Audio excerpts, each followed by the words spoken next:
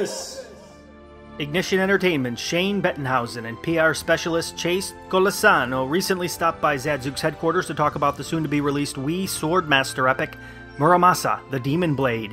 So Shane, spill your innards. So Muramasa presents two separate stories, both set in the same world of feudal Japan during the Genroku era, which is the end of the 16th century, and it follows the stories of two young characters. One is Momohime. She's a princess who, the day before her wedding, ends up accidentally getting possessed by an evil samurai ghost.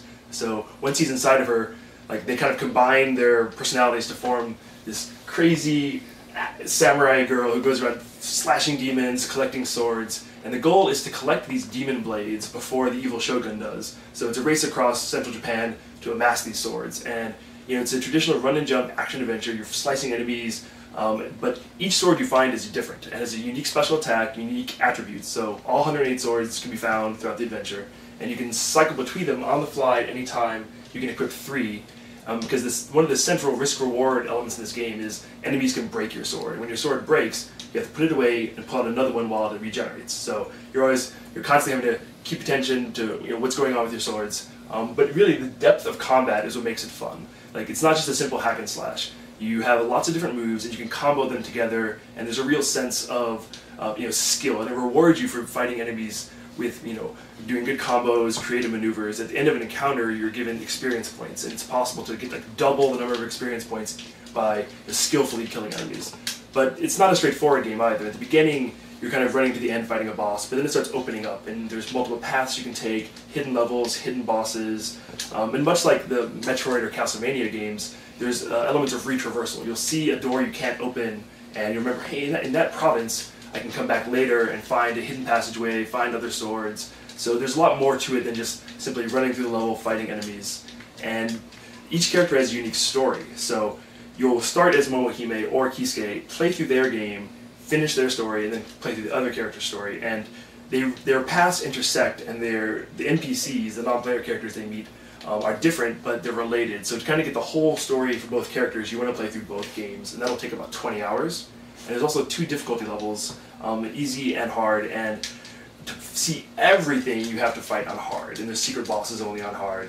So I think there's a lot of replay here, but really one of the main draws is the artistry. Because it is fully 2D, everything is hand-drawn. That's not a style game you see much anymore, and they do a lot of really unique techniques like parallax scrolling, warping, kind of things like if you played Super Nintendo and Genesis, these are techniques that haven't been used in 20 years, but now they're updated with HD quality visuals and some new effects. But I've been playing through this game, and really the main draw is the gameplay, and it's really deep and rewarding, but it's simple enough to where a kid or a casual player can start it and kind of get the hang of it. And as you see as he fights, it's possible to rack up these huge combos. There's a combo meter on the side of the screen, and you can get up to a 999 hit combo, and that's super rewarding to actually feel like you're getting better at this game as you play. What about those gigantic monster battles? So the developer of this game, Vanillaware, they're kind of renowned for having amazing boss encounters, and they don't disappoint here. Every level ends with a huge boss, and the two characters fight completely different bosses. And the bosses are often multi-level, huge enemies that take up several screens. Like there's one guy you'll see where in the beginning all you see is his foot, and he tries to step on you, and you slowly work up his body, and you fight his hand, you fight his head, and he transforms into different things. There's a giant octopus with all these tentacles you fight, and most of the bosses are based on traditional Japanese mythological archetypes, so you're actually learning something about ancient Japan by playing through the game. And the boss encounters are also incredibly long. Sometimes they take up to 10 minutes, and they'll change their attacks throughout, they'll change forms. So yeah, as cool as it is to traverse through the levels, finding items, fighting regular enemies, it's kind of ultimately about the bosses. Muramasa, the Demon Blade, is rated T for teen and is available September 8th for the Wii.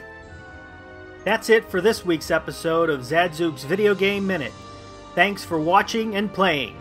I'm Joseph Zadkowski.